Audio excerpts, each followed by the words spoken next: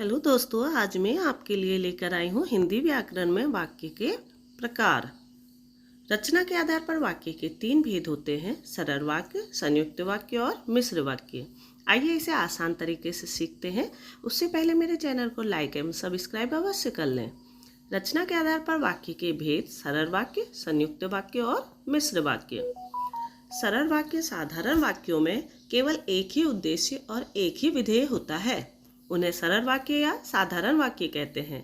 सरल वाक्य में एक ही समापिका क्रिया करता है, किया, करेगा आदि होती हैं।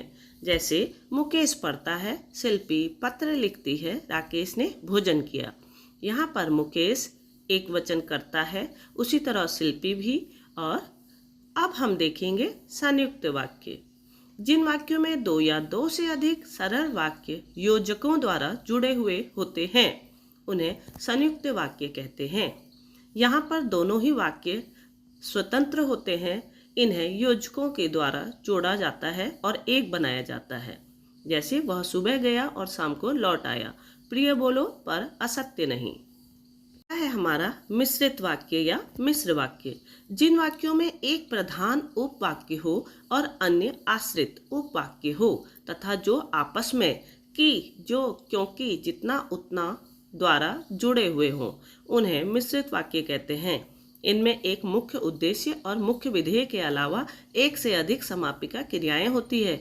जैसे मैं जानता हूँ कि तुम्हारे अक्षर अच्छे नहीं बनते। जो लड़का कमरे में बैठा है वह मेरा भाई है।